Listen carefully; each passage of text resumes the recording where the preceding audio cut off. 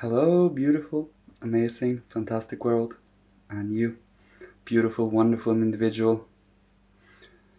Today, I would like to speak about soul spiritual or empathic, compassionate, active connection when communicating, when listening, when speaking, when staying in the moment in general. It really is a choice and also feats of will, if you will. If when you are listening to another human being, or when you are communicating, let's say you are listening to that person, you feel their soul spiritual connection, their activity, their spiritual, and also their feeling, their emotional, the soulful. When you are communicating, let's say this is just a very specific example, but nonetheless it will show you some truths. When you are speaking and the other person is taking up their phone and get distracted for a fraction of a second, that connection, that soul spirit activity, it kind of is like connecting to an electrical outlet, is broken. And all of a sudden your train of thoughts or what you had as inspiration just simply cuts off for a moment. This is in many cases, we do have personal opinions of these things, of course. It is all about staying present in the moment, especially when one is speaking and when one is listening. You know, that back and forth, and also truly being attentive. It is a missing faculty today, a quality not very well abound around us, to say it like this. It is because the distractions, the everything that wishes to have your attention has power over us. It makes us be distracted so that we lose interest or whatever attention we have put into things. Now, spiritual soul empathic connection has to be chosen. It is not something that goes on automatic anymore unless you are in the same automatic soul vicinity. That means we are circa in the same vicinity of interest and focus in life. But that is kind of limiting, wouldn't you say? It is all about being open to communicate to anyone when the opportunity presents itself.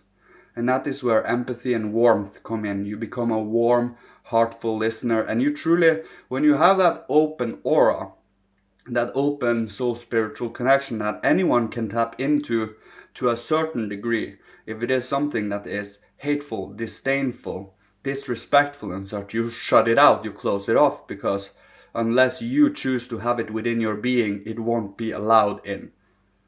It is important to have that in mind, because freedom is a huge part of this specific incarnation. Freedom and love. So having that freedom and patience, attentive listening, I think I made a video about it earlier, to be open, listening, silent. Allow anything that comes in to stir you, in a sense. And then creativity can be, unless of course one or the other part has planned the conversation. But planning a conversation is next to impossible, unless you only want to have spoken out what you want to have spoken out, and then you don't care otherwise. Now that is disrespectful. Being able to truly having that open listening, that open heart, you will come to understand that, well, there are tons of people in this world that have unsaid things, that have things that is painful, that is highly intimate and personal, that they just want to vent. By listening attentively, taking with you all these personal informations to the grave, important, because or otherwise you would degrade their being by gossiping about whatever they said to you. No, that is a no, that is a taboo. It is important to have that in mind. So when you truly are open, having that open heart, understanding, compassion, warmth, you can let anyone speak their mind, speak their being. It's important to allow that present space. When you do, you first and foremost absorb and assimilate impossibly much more knowledge, wisdom, and experience than you otherwise would if you were distracted constantly. Meditation, breath work, attention and focus is the way here to train our consciousness, to train where we focus our consciousness soul, our center point of observation. And you can switch it to a lot of areas. You can switch it to your emotions, where you feel only your emotions, or you can include intellect in that emotion so that you can intellectualize why you feel and so on and so forth. And you can put will in there so that you can find the will impulses as to how you came to feel it. You can go purely to your thoughts. You can go purely to, let's say you are attentively listening to another person. You can attentively switch your focus to only that person. Let yourself out for a moment, There are so many ways to train your consciousness soul, to train your being to be able to have your ego be either in your senses, your thoughts, your feelings, your will impulses, the outer world, the phenomena in the outer world. Light shines into our eyes turns light into vision. That's a phenomena, just as an example.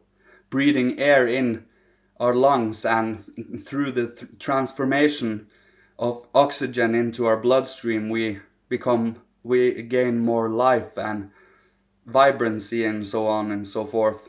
It only varies on how imaginative you can be with your being. And as I have said earlier, 12 worldviews. You can see ideas, you can see reasons, you can see mathematical equations, you can see sense perceptions, materialistic perceptions, realities. You see here, and phenomena, dynamic forces, monadic forces, spiritual forces, pneumatic forces. That means you can see spiritual beings, but you can also see spiritual activities from the beings.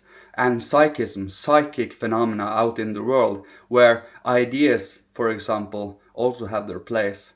Idealism is kind of the upgraded form of psychism, in a sense, where you can truly see ideas as beings floating around in the skies. Psychic is more psychic thought phenomenon, and so on and so forth. And you have 7 soul moods, from empiricism, from experiences, to the voluntary, to the will impulses, to the mysticism, to the emotional secreting impulses, to logicism, the thought movements, to Gnosticism, to pure knowing, to transcendentalism, everything behind all of this reality,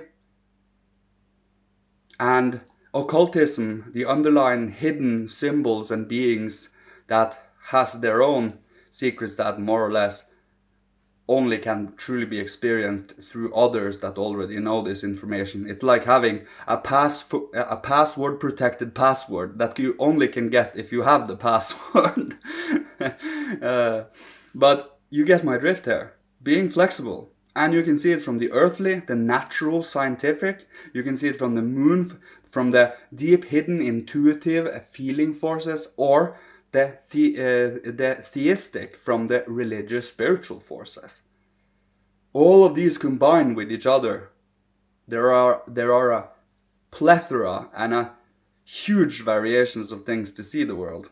And I always become glad when I think about it, because you can never truly exhaust the spiritual knowledge and wisdom that you can gain from the world in contradistinction to materialism, which you can exhaust pretty quickly by knowing its material matter, the atomic. It is very quickly to exhaust that.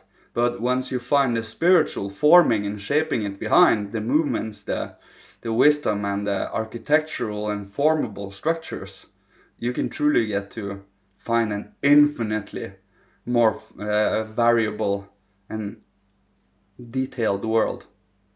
But it is all about being open enough to have that flexibility.